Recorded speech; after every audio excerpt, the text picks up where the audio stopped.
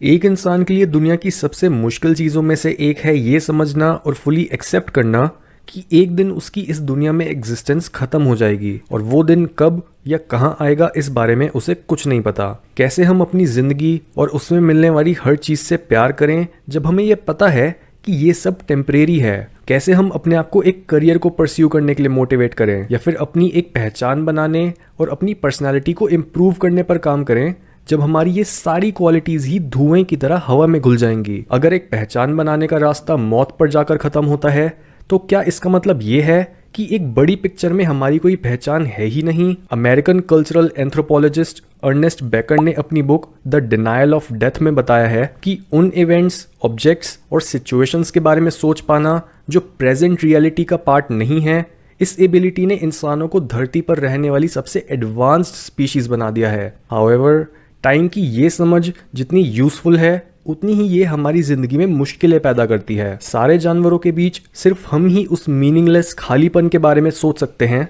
जो हमारे पैदा होने के समय से ही हमारा इंतजार कर रहा होता है। बेकर का बोलना है कि सेल्फ कॉन्शियस होने का मतलब है ये समझ पाना कि हम कीड़े मकोड़ों का खाना है। ये आइडिया अपने आप में ही इतना खौफनाक है कि हम शून्यता से निकले ताकि हम एक नाम ले सकें, अपने आप के और अपनी भावनाओं के बारे में कॉन्शियस हो सकें, जीने की इच्छा जाहिर कर सकें और अपने आप को एक्सप्रेस कर सकें। लेकिन इतना सब पाना आखिर में सिर्फ मर जाने के लिए ये एक धोखे जैसा लगता है। अपने आप को कन्विंस करने के लिए कि मौत हमारी फाइनल डेस्टिनी नहीं है, हम अपनी जिंदगी को मीनिंग देते हैं कुछ ऐसा काम करके जो हमारे मरने के बाद भी जिंदा रह सके। चाहे वो गांधी जी की अहिंसा की फिलॉसफी और उनका साहस हो, या माइकल जैक्सन का डांसिंग स्टाइल, आइंस्टाइन की जनरल रिलेटिविटी की थ्योरी, या निकोला टेस्ला के बिजली से जुड़े सारे इन्वेंशंस। ये सब एग्जाम्पल्स हैं कि किस तरह से एक इंसान अपनी मौत के बाद भी दुनिया को इन्फ्लुएंस कर सकता है। यानी असल में हम मरने से उतना नहीं डरते जितना हम एक यूजलेस लाइफ जीने से डरते हैं। हम ऐसा फील करना चाहते हैं कि हमारी जिंदगी भी मायने रखती है, चाहे वो हमारे लिए मायने ना रखे, पर अगर एक बड़ी पिक्चर में हम अपनी एग्जिस्टेंस की कोई निशानी छोड़ सकें तो इससे ज़्यादा मीनिंगफुल और कुछ नहीं हो सकता। ज़्यादातर लोग इस तरह से एक्ट करते हैं जैसे वो या तो बाकी जानवरों के बीच एक भगवान हैं या फिर वो अमर हैं, पर हमारी यही एरोगेंस हमें कॉन्स्टेंटली एक एंशियस स्टेट में रखती है, क्योंकि हम ये सोचते हैं कि हमें दुनिया के बारे में बहुत कुछ पता है। साइंस ऑलमोस्ट सारी चीज़ों को एक्सपोज कर चुकी है और आगे आने वाले कुछ सालों में बचे हुए सच भी बाहर आ जाएंगे। हाउएवर, ये थिंकिंग गलत है, क्योंकि असलियत में हमारी इंटेलिजेंस यूनिवर्स के सीक्रेट्स को ढूंढने और दुनिया के हर सच को समझने के लिए नहीं बनी है। इसके बजाय हमारा दिमाग उन सच्चाइयों को ढूंढने के लिए बना है जो बस इस हद तक सच होती हैं कि वो हमें जिंदा रख सके और हमारी एग्जिस्टेंस को जस्टिफाई कर सके। जैसे प्यार की फीलिंग शायद बस एक हार्मोनल रिस्पॉन्स ही क्यों ना हो, लेकिन जब हम प्यार को स्टडी करने के बजाय उसे डायरेक्टली एक्सपीरियंस करते हैं तब हमें ऐसा लगता है जैसे वो फिजिकल रियलिटी के भी पार जाता है। और कहीं ना कहीं हम ये भी मानते हैं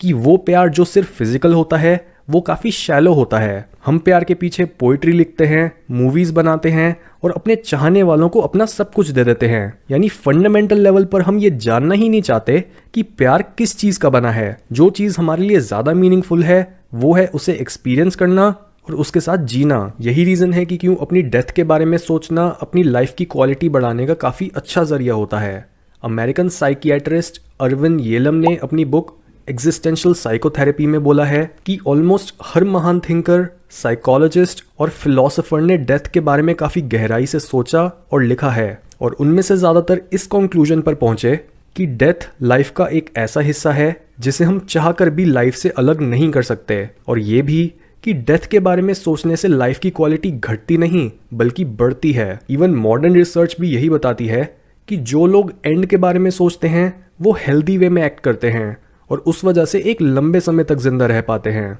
जैसे अगर आप एक ट्रेडमिल पर चढ़ते हो इस सोच के साथ कि आप आज पूरे 30 मिनट तक भागोगे, तब जरा सी एक्सरसाइज करने के बाद ही बचे हुए टाइम को देखकर आप काफी डीमोटिवेट हो जाते हो और अपना वर्कआउट टाइम से ही पहले रोक देते हो। पर जब आप 30 मिनट को 5-5 मिनट के चंक्स में डिवाइड कर देते हो तब आप अपने फ्यूचर के डर को एक मैनेजेबल लेवल पर ले आते हो। ये इसलिए होता है क्योंकि आपको लगता है कि आपकी ये एक्टिविटी एंड होने वाली है, तो आपको अपने बचे हुए टाइम को वेस्ट करने के बजाय उसे अच्छे से यूज करना चाहिए। सिमिलरली, जब एग्जाम से पहले आपको लगता है कि अभी तो बहुत टाइम है या फिर आपको टाइम का कोई अता पता ही नहीं होता, तब आप काफी केयरलेस हो जाते हो और अपना टाइम वेस्ट करते हो, जबकि जब आपको पता होता है कि आपके एग्जाम्स बहुत नज़दीक हैं और आपके पास ज़्यादा टाइम नहीं है, तब आप अपने बिहेवियर को ठीक करते हो और पढ़ना शुरू कर देते हो। यानी टाइम का एक हेल्दी लेवल का डर हमें प्रेजेंट मोमेंट में उन चीज़ों पर फोकस करने में मदद करता है जो एक्चुअल में मैटर करती हैं। यहाँ तक कि काफ़ी सारे लोग जो एक नियर डेथ एक्सपीरियंस से गुजरते हैं और एक पॉइंट पर ये एक्सेप्ट कर लेते हैं कि वो मरने वाले हैं, पर उसके बाद जब वो किसी वजह से बच जाते हैं तब उनमें एक काफ़ी बड़ी साइकोलॉजिकल ट्रांसफॉर्मेशन देखने को मिलती है। ये इसलिए क्योंकि हमारी अपनी डेथ का ख्याल हमें लाइफ का एक रियलिस्टिक पर्सपेक्टिव देता है, जिससे हम अपने इल्यूजन्स को ओवरकम करके ये एक्सप्लोर कर पाते हैं कि लाइफ के पास हमें ऑफर करने के लिए क्या है और अभी तक हम अपना इतना कीमती समय कहाँ बेकार कर रहे थे। American philosopher Henry David Thoreau का बोलना था कि किसी भी चीज़ की कीमत इस बात से जानी जाती है कि उसके बदले में आपको अपनी लाइफ का कितना बड़ा हिस्सा देना पड़ेगा। लिमिटेड टाइम की ये अर्जेंसी हमें ये समझाती है कि अगर हमें अपने इस लिविंग एक्सपीरियंस को अपनी बेस्ट एडवांटेज के लिए यूज करना है तो हमें इसके रूल्स को कोसने के बजाय उन्हें एक्सेप्ट करना होगा। और जैसा कि स्टोइक फिलोसोफर एपिक्टेटस का बोलना था कि मैंने तो एक दिन मरना ही है, अगर मेरी मौत अभी आ जाती है तो मैं अभी मर जाऊंगा, और अगर वो बाद में आएगी तो मैं अभी कुछ खा लेता हूँ क्योंकि अभी मेरे खाने का समय है।